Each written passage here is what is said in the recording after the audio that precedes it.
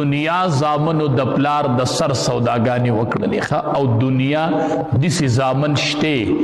چې پلار معذور شي او پلار مجبور شي او پلار د بل ډوډۍ ته پاتې شي او د پلار د بل بولو براس ته پاتې شي داسې زامن شته ښه هغه چې د ډوډۍ ټیم شي او ډوډۍ خوري نو پلار ته شاکي پلار ورته وی بچیا ته ولې ما ته شا کوي بابا تا نه ما ته کرکه کیږي چې زه ډوډۍ خورم ښه داسې بچي شته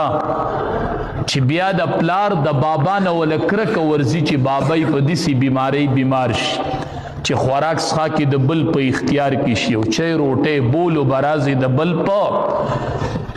وس کې شي نو داسې بچي شته چې د بابا نه مخ اړوي ښه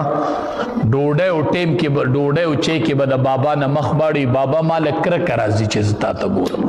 خو ما ته به داسې لور ونه ښیي ښه چې د ډوډۍ په ټیم کې به د بابا نه مخ اړولی چې بابا ما له کرکه راځي ستا نه لور به داسې نه وي ښه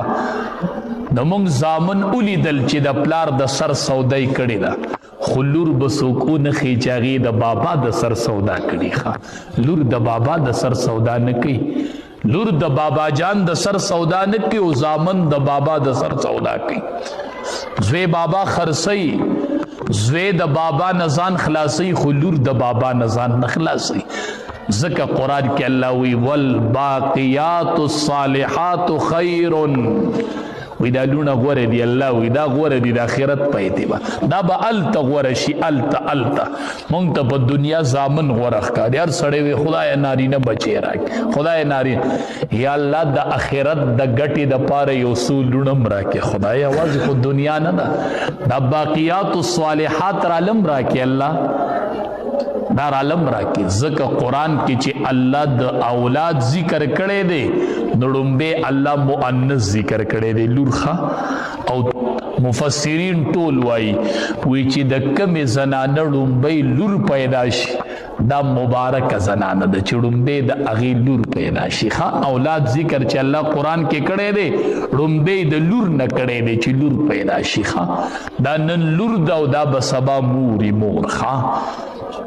نو لونه معاشره کې بوج مه ګڼئ لونه په معاشره کې بوج مه ګڼئ نن د لور یوه ګیله ده د لور ګیله دا ده چې مولوي صاحب ما ته بابا په سمه خوله خیرالي نه وایي ما ته بابا د مینې نه ډک غږ نه کوي زما ګیله دا ده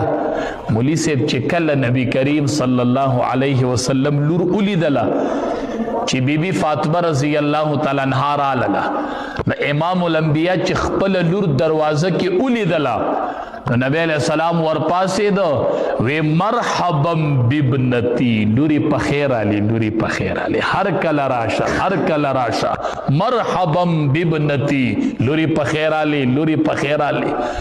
نن لور ماته وی زما ګیله پیدا شي چې د دواړو جهانو سردار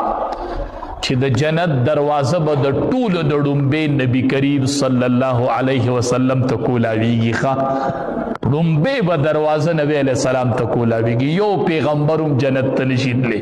چې څو پورې نبی کریم صلی الله نو مولوي صاحب دومره ښکلی پیغمبر روب الله څومره ورکړی و بعضې پلار وی زما په دې دبدبه ختمیږي